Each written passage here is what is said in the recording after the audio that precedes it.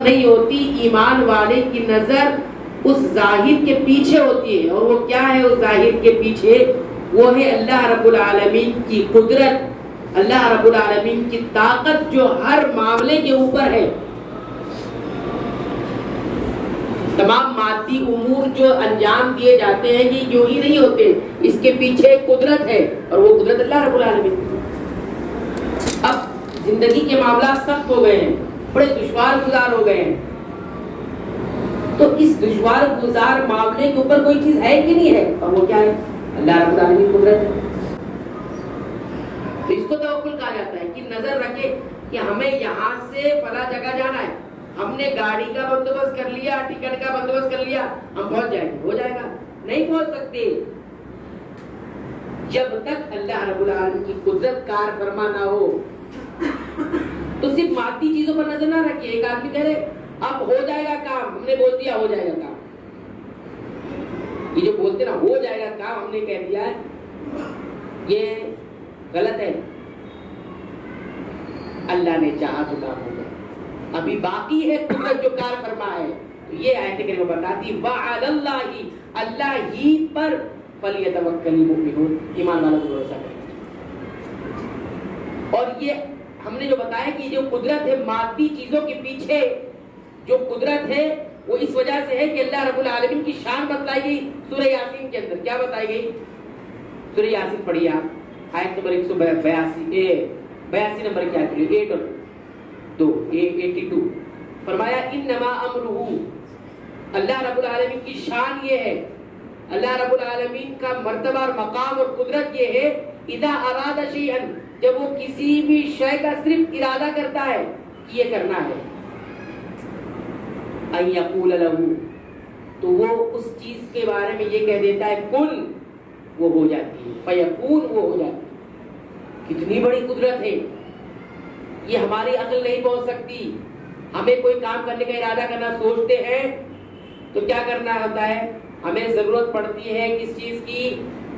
آلات کی ضرورت پڑتی ہے، اسباب کی ضرورت پڑتی ہے. گھر بنانا ہو، چلے بھائی یہ سامان لا کر جمع کیا جائے، پیسے جمع کیے جائے، مزدوروں کو لایا جائے، تب ایک چھوٹی سی عمارت تعمیر ہوگی. ایک لشکر کی ضرورت پڑے گی، ایک فوج کی ضرورت پڑے گی، ایک گروہ کی ضرورت پڑے گی، مزدور لایا جائے، لوگوں کو بلایا جائے، اور ڈیزائن کرنے والوں کو بلایا جائے، اور فلاں فلاں فلاں کو بلایا جائے، تب جا کے ایک عمارت تعمیر ہوتی ہے. رب کے یہاں یہ چیز نہیں ہے. ان یقول لہ کن فیکون، وہ صرف کہتا ہے ہو جا، ہو جاتی. اور یہ نہیں، یہ کہتے ہیں کہ جو چیز نہیں تھی اس کو وجود بخشنے کے لیے بات کہی جا رہی ہے کہ جو چیز نہیں ہے ابھی اور اس کو کہتے ہیں وجود میں آ جا تو آ جاتی. آسمان نہیں ہے وجود میں آنے کے لیے کہا آ گیا، زمین نہیں ہے وجود میں آنے کے لیے آ گیا. یہ انسان کے بارے میں کہے کہ انسان نہیں تھا، اس کو کہا آ جا، انسان آ گیا، پیدا ہو گیا. تو یہ بتایا گیا کہ انسان کو ہمیشہ توکل اللہ پر ہی کرنا چاہیے. اچھا ایک بات، ایک سوال ذہن میں آئے گا، توکل ہے کیا چیز؟ سب کہہ رہے ہیں اللہ پر بھروسہ، اللہ پر بھروسہ، اللہ پر ہی اعتماد. کیا ہے توکل؟ سمجھنا بھی ضروری ہے. جب تک سمجھیں گے نہیں کیسے توکل کریں گے؟ تو توکل دو چیزوں سے مل کر بنتا ہے، یاد رکھیں، دو چیزوں سے مل کر. نمبر 1 یہ رکن ہے، توکل کا رکن. کوئی مجھے توکل کی عمارت کس پلر پہ کھڑی ہوئی ہے، کس کھمبے پر کھڑی ہوئی؟ بولے 2 کھمبے پر کھڑی ہوئی ہے. نمبر 1 اس بات کا ایمان رکھنا کہ اللہ مسبب الاسباب ہے. کیا؟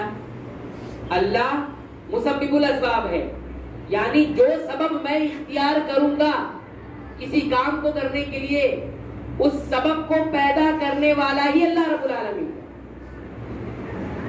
اچھا مجھے یہاں سے یہاں جانا ہے، یعنی ایک جگہ سے دوسری جگہ جانا ہے، اس کے لیے کیا میں اختیار کرتا ہوں؟ گاڑی. یہ گاڑی یہاں سے لے کر مجھے یہاں لے کر جا رہی ہے، سواری مجھے، تو اس سواری کو پیدا کرنے والا رب العالمین ہے، اس سواری کو چلانے والا رب العالمین ہے، اس گاڑی میں قوت پیدا کرنے والا رب العالمین ہے. یعنی تمام اسباب، ایک سبب ہے یہاں سے وہاں جانے کا، تو یہ سبب کو پیدا کرنے والا کون ہے؟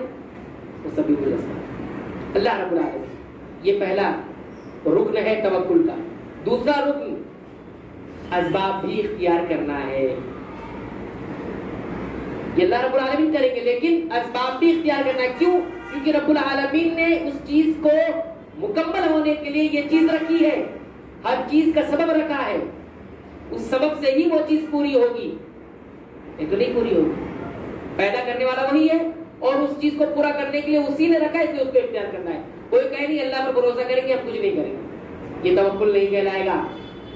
اور کوئی صرف اسباب اختیار کرے مسبب الاسباب کو بھول جائے تو بھی توکل نہیں کہلائے گا. دونوں چیزیں پوری ہوگی. اور اسی آیت کریمہ سے کیا ملا ہمیں؟ یہ نقطہ بھی ملا کہ توحید کا نقطہ ملا ہمیں.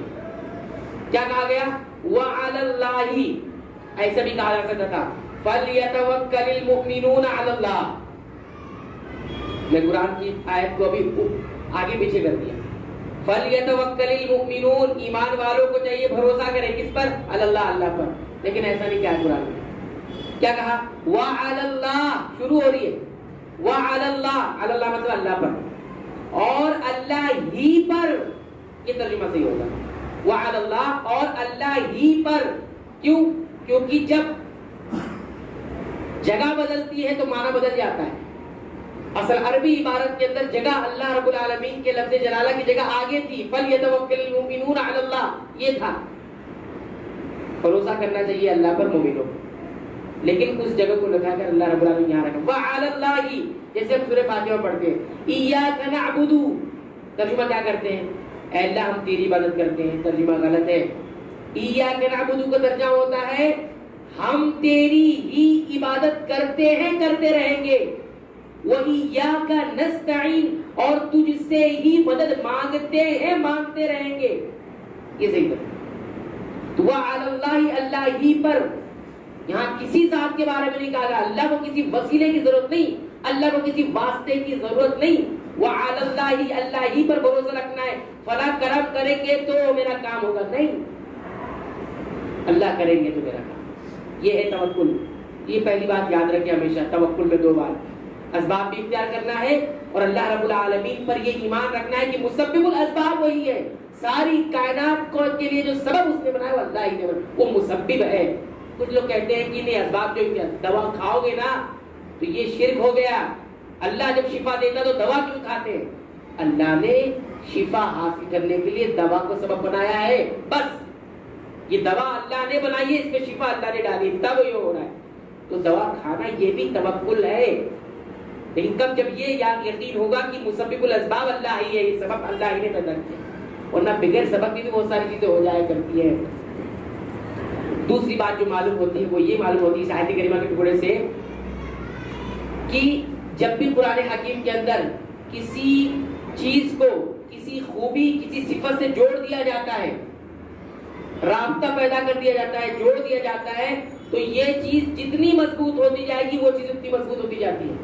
ایک چیز کو اگر کسی سے جوڑ دیا گیا تو یہ چیز جتنی مضبوط ہوگی یہ مضبوط ہوگی, یہ جیسی کمزور پڑے گی یہ بھی کمزور ہوگی. اب کیسے سمجھیں گے؟ یہ سمجھیے. فَلْيَتَوَكَّلِ الْمُؤْمِنُونَ, میں ابھی آپ کو روحانیت کا درس دے رہا ہوں. فَلْيَتَوَكَّلِ الْمُؤْمِنُونَ, توکل بھروسہ کرنا, اور المؤمنون ایمان والے. یہاں ایمان ہے اور یہاں پر توکل ہے. توکل کو جوڑا گیا ایمان سے. غور سے سنیے, توکل کو جوڑا گیا ایمان سے. بھروسہ کرنا چاہیے ایمان والوں کو, تو توکل کو ایمان سے جوڑا گیا, جوڑ دیا گیا نا. بھروسہ کرنا چاہیے ایمان والوں کو, تو توکل کو ایمان سے جوڑ دیا گیا. ایک صفت تھی توکل کی, ایک عمل تھا, اس کو جوڑا گیا ایمان سے. تو بتایا یہ جا رہا ہے, یہ قاعدہ ہے قرآن حکیم کا کہ جس کسی چیز کو کسی چیز سے جوڑ دیا جاتا ہے تو یہ چیز جتنی مضبوط ہوگی یہ مضبوط ہوتی جائے گی, یہ کمزور ہوتی جائے گی تو یہ بھی کمزور ہوتی جائے گی. اب کیسے سمجھیں گے؟ اب سمجھیے. اب ایمان مضبوط ہوتا جائے گا, توکل بھی مضبوط ہوتا جائے گا. ایمان کمزور ہوتا جائے گا تو توکل بھی کمزور ہوتا جائے گا. تو ایمان اور توکل دونوں جڑے ہوئے ہیں. تو اب جب توکل کمزور ہو رہا ہے تو سوچئے گا کہ ایمان کمزور ہو رہا ہے. توکل مضبوط ہو رہا ہے تو غور کیجئے ایمان بھی مضبوط ہو رہا ہے. فَلْيَتَوَكَّلِ الْمُؤْمِنُونَ. ایسے ہی قرآن حکیم کی پہلی آیت پڑھی سورہ البقرہ کی, هُدًى لِّلْمُتَّقِينَ, ہدایت ہے ان لوگوں کے لیے جو تقوی اختیار کرتے ہیں. تو ہدایت پانا یہ ایک الگ چیز ہو گیا, اور تقوی والوں کے لیے ہدایت, تو تقوی ایک صفت اور ہدایت پانا ایک صفت. ہدایت کو تقوی کی صفت سے جوڑ دیا گیا. تو جتنا تقوی ہوگا اتنی ہدایت ملے, جتنی تقوی मजबूत होगा उतनी हिदायत मजबूत होगी। तकवा खत्म होते जाएगा, हिदायत भी दूर होती जाएगी। तकवा बुनियाद है हिदायत पाने का, तकवा नहीं होगा हिदायत नहीं मिलेगी। तो ऐसे ही है, तवक्कुल उतना मजबूत होगा जब तक ईमान मजबूत होगा। ईमान मजबूत, तवक्कुल मजबूत, ईमान कमजोर, तवक्कुल कमजोर। हम भी कहते हैं तवक्कुल नहीं, ईमान कमजोर है तवक्कुल की, खुद ही बोल देता है इंसान के बात से। तो ये दो आयतें करीमा, दो बात याद रखिए, हर चीज में अल्लाह रब्बुल आलमीन पर तवक्कुल रखे, होगा। मादी उम्र को ना देखे, मादी उम्र से ऊपर की जो चीज है अल्लाह की कुदरत है। इन्नमा अमरुहु इज़ा अरादा शैअन, जब वो किसी चीज का सिर्फ इरादा करता है तो कह देता हो जाता है कोई अल्लाह रब्बुल आलमीन की बिलखाल कोई जात जो कह दे किसी चीज को हो जाती है? और जो ऐसा कहता है वो मुशरिक है, वो काफिर है। वो ऐसा कहे, कोई दावा करे, वो मुशरिक और काफिर है। कुरान हकीम की आयत की रोशनी में व अलल्लाहि फलयतवक्कलिल मुमिनून। ये दो बातें थी जो आयत करीमा की आखिरी टुकड़े से मालूम हुई। अल्लाह ताला से दुआ है रब्बुल आलमीन तो हमें इन दोनों बातों पर गौर करने की तौफीक इनायत फरमा, याद रखने की तौफीक इनायत फरमा, उसके मुताबिक अमल की तौफीक इनायत फरमा।